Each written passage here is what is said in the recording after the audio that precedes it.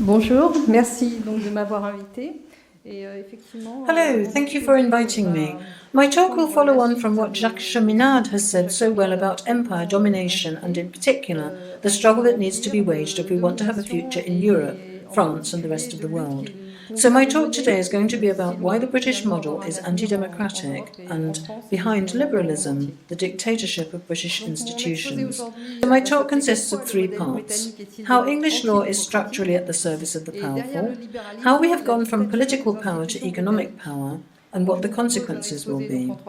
So it's a bit more academic than what you have heard in the previous presentations, but I think it's quite structuring for the mind to understand where our institutions come from, both European and American institutions. So let's start at the beginning, and I'll show you that the British Parliament is a political organisation that serves the powerful. What are we talking about? Well, first of all, we're talking about the Magna Carta, which appeared in 1215, was almost immediately repealed, only to reappear in 1216, before being amended and supplemented by a domanial law in November 1217. A fourth version appeared in February 1225, validating the disappearance of half of the version promulgated in 1215. This new version of the Charter, formally confirmed on 10th of November 1297, would henceforth be known as the Magna Carta. This Magna Carta, much vaunted as an absolute democratic instrument, was in reality the manifestation of a struggle between the feudal system against centralising royal power. It was not an instrument of the people against the powerful, but an instrument of the powerful lords against the unifying royal power. In reality, it served to take away most or all of the king's prerogatives, the king being the central political body, and to give them to a council of feudal lords or aristocrats known as the Council of Barons, in order to limit and ultimately control royal power. The people, who had nothing to do with this war among the great aristocrats, gained absolutely nothing from the Magna Carta. It was precisely this council of great feudal lords, initially known as the Council of Barons, which was gradually transformed into a parliament. From the outset, this parliament was functionally as little a founder of democracy in the sense of government of the people, for the people, by the people, as slavery could be said to be the ultimate cause of freedom. The principles of the right to a fair trial and universal equality before the law were introduced in the Magna Carta in 1354. It should be noted that this latter principle is a mere statement of intent that is not really sanctioned by law, since it was unable to justify the abolition of slavery in England in the 17th century. Furthermore, it must be emphasised that the proclamation of the right to a fair trial had as little to do with the people as did the composition of Parliament, which was formed from the Council of Barons of Magna Carta. Only the powerful, and increasingly from the 12th century onwards, also the wealthy townspeople, had the procedural weapon at their disposal, because English medieval justice was built ab initio as a class form of justice. To regard the English Parliament as a body representing democracy is simply a political sham. In reality, the English Parliament has always legally danced to the tune of the powerful, first the feudal powers, then the financial powers that replace them. The law that emerges from the English Parliament is, in reality, the law of the inner circle, an oligarchic law that surely emerges more from the City of London, the financial and economic centre of the kingdom, or in the gentlemen's clubs so dear to the English, than from the official confines of a Parliament representing the popular interest. In reality, in accordance with its original mission, Parliament most often merely ratifies solutions that have been preconceived in the silence of corridors and offices. This is known as lobbying. This general analysis is not linear, and here and there in England as elsewhere, you can find members of Parliament openly expressing their opposition to draft legislation.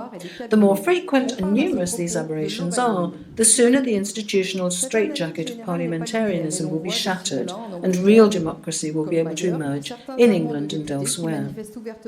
English law is a principle of regulation at the service of the powerful. Let's come back back to the specific features of Anglo-Saxon law as a direct descendant of English law and to the conditions under which it developed from the 16th century onwards. Over time, a fundamental conceptual divergence emerged in the development of law between England and continental Europe. This is about methodology. Following the collapse of the Roman Empire, law developed in Europe around the double helix of temporal power on the one hand and spiritual power on the other. By temporal power, we mean the aristocracy organized around the king, understood as first among equals, primus inter pares. By spiritual power, we mean Catholicism, hierarchically organized in Rome, with a few historical exceptions, around the Pope. In 1531, England seceded from this continental socio-political organization when King Henry VIII, the representative of the temporal order, decided to override spiritual power by subjecting it to his own will.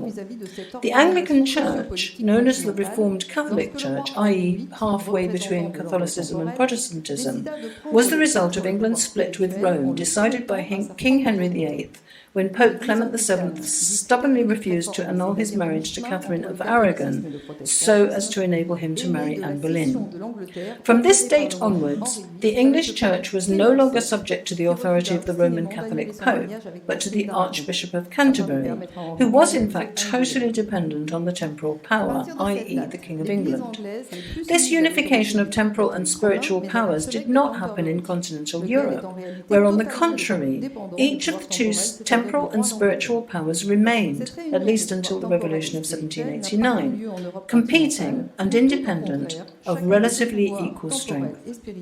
If we read this history, during which one or the other of the two orders was successively preeminent, the structural porosity linked to the fact that the great aristocratic families occupied de facto dignitary positions in these two orders, a political order in the sense that it effectively structured the organization of society, did not result in a standardization of the interests of these orders, which have historically remained distinct and competing. In continental Europe, temporal power always had to come to terms with spiritual power, and vice versa. What's more, these two powers were organized hierarchically, i.e. vertically, which gave them equivalent social and political power. As a result, the normative power of the temporal authorities, including lords and kings, was always limited by the normative power of the spiritual authority, centralized in Rome under the authority of the Pope. Since the disappearance of the Roman Empire, this dual structural normative jurisdiction has undoubtedly been the only real common ground among the different European countries. Therefore, in continental Europe, in ontological terms, we had a political organization naturally authorized around the idea of countervailing power. This political and social organization that characterized the Middle Ages in Europe is the main reason why the Ancien Régime was structurally much less absolutist than today's so-called democratic regimes, which are discreetly based on the domination of capital and modelled on the precepts derived from English law and anonymity. If Anglo-Saxon law is today based on financial and economic supremacy, it has been ontologically at the exclusive service of the powerful since the 16th century. This law is not the result of any intellectual or collective effort to make life in common smoother and easier. It is quite simply the written expression of the domination of the powerful, aristocrats at first, then financiers since Cromwell. The merger of temporal and spiritual powers in England in 1531 led to the emergence of an imperial will through the alliance of power and money.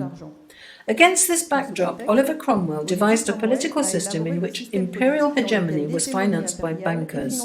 These bankers, who had previously settled in Holland following their expulsion from Spain under the reign of King Ferdinand and Queen Isabella, began to integrate massively into English temporal political power.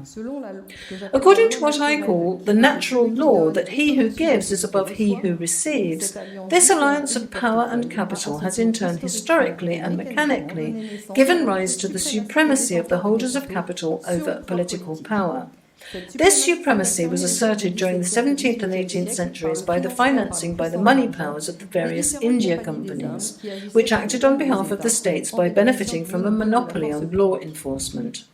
Anglo-Saxon law was historically at the service of temporal power alone, but it has gradually come to be solely at the service of the main holders of capital, as political power has been taken over by the money powers. We should not be surprised, therefore, by the absolutism of current domination. It developed in England, and France was its first victim in 1789. During the 18th, 19th and 20th centuries, it spread throughout the world. This revolution, which took place in France in 1789, gradually spread to Europe and the rest of the world, eventually challenging the post-Roman Empire political balance that emerged from medieval Europe. The New World Order called for by the managers of the global economic system who took effective power in the 18th century is the result of the long evolution I have just described. It should also be noted that the Novus Ordo Seclorum motto from the Great Seal of the United States, drawn in 1782, was used on $1 notes in 1935. The New World Order, which is not new at all, is tantamount to the complete annihilation of what has traditionally been understood by the term civilization, which presupposes collective development and is fundamentally based on a balance of forces and powers. No civilization can emerge and prosper in the long-term absence of an effective political counterweight. It is important to understand that the merger of spiritual and temporal powers in England in the 16th century in the hands of the King of England paved the way for an imperialism dominated by the money powers. The English road, in turn, paved the way for absolute financial imperialism via monetary domination and the British ideology it imposed on the rest of humanity. This imperialism was perfectly described by Jacques Cheminade earlier. Today's financial fundamentalism, materialized legally by the supremacy of Anglo-Saxon law, is the direct descendant, the inevitable heir, of the absolutism of English power, which in 1531 merged temporal and spiritual powers, thereby doing away with the reality of checks and balances. In 1600, the East India Company marked the beginning of the replacement of the landed aristocracy by the moneyed powers within the English state. Since the beginning of the 15th century, the age of discovery and great maritime exploration, the holders of capital have continued to develop their discrete control through the general implementation of the concept of anonymity. This concept of anonymity, set in motion at both the economic and political levels, had its first real major success with the India companies, which eagerly confused political and economic power. Unsurprisingly, the first India company, the East India Company, was English in origin. In a way, the India companies foreshadowed the distinction between largely private profits and publicly funded costs that has now become part of Western economic standard practice. With the advent of the various India companies, the civil, criminal and political responsibilities of those involved disappeared under the state monopoly. The India companies were the first model in which the real holders of power, those who ultimately benefited from the profits of the operations, were largely sheltered from any legal challenge. Today, the holders of capitalist power, conquerors of political power by chaos, naturally demand political and legal formalization of the reality of their seizure of power. It was inevitable that this economic power, hidden behind multiple deceptions of capitalist anonymity and representative parliament, would sooner or later lay official claim to the power it had unofficially vanquished over the centuries. The supporters of the Novus Ordo Seclorum, also known as the New World Order, are in reality the emissaries of hidden economic power. As we shall see, the ongoing Anglo-Saxon domination of the world is leading us down the road from financial absolutism to slavery for all. The English-style fusion of temporal and spiritual power has wiped out the balance of power that alone, in the history of the world, enabled the emergence of individual freedom and, notably, of the merchant class as a political force. In the West, popular emancipation only came about through the unstable political balance between temporal and spiritual power. More recently, in the 20th century, and still under the pernicious influence of globalist bankers, the elimination of all countervailing power has become international. Having disappeared from the internal organization of Western states, a countervailing power nevertheless existed in a non-institutional way after the Second World War through the international antagonism between the communist Eastern Bloc and the liberal Western Bloc. With the collapse of the Soviet Union, this informal countervailing power, which nevertheless existed de facto on the international scene, and which in particular enabled the development of the National Council of the Resistance, CNR, and the Gaullist period in France, in turn disappeared, once again highlighting the cruel non-existence of political countervailing powers within Western states. Paradoxically and ironically, Western civilization, characterized by individual freedom and the political freedom of the masses, is disappearing under sustained battering by individual freedom, itself manipulated to the extreme. The ultra-individualism advocated by movements such as LGBT, children's rights and sex education from the earliest age is the logical outcome of the absolute political domination of the main holders of capital. They use to their exclusive advantage that principle of good politics, divide and conquer. Dividing each human being into an entity isolated from any lasting social component, and beyond that dividing human beings and life into autonomous physical entities, is one of the most formidable weapons used by the holders of global economic power to enslave humanity. This method of enslavement, known as divide and conquer, is not only used geopolitically to divide peoples and nations, but also in a much more insidious and dangerous way from a political point of view, to turn every human being into an unstable entity, devoid of any stable emotional or affective support. The human being then becomes an easily manipulated atom, just like an object to be used. The control of politics by the main holders of capital has enabled them to become absolute masters of the regulatory concept of law, what they call the law. In this way, they have gradually imposed the anonymity of their shares across the globe by institutionally developing opaque capital intermediation. I am referring to tax havens and all the legal structures based on the anonymous trust model, which enable a whole range of forms of anonymity and impede any pursuit of liability for the other side. The exponential growth in the number of financial intermediaries has in turn mechanically enabled a lethal tightening of the grip of financiers on all aspects of communal life, both economic and social. By imposing their economic and financial rules of the game at international level, the globalist bankers calling the shots have accomplished the feat of imposing a unification of modi operandi that were the prerequisites for the development of a world government.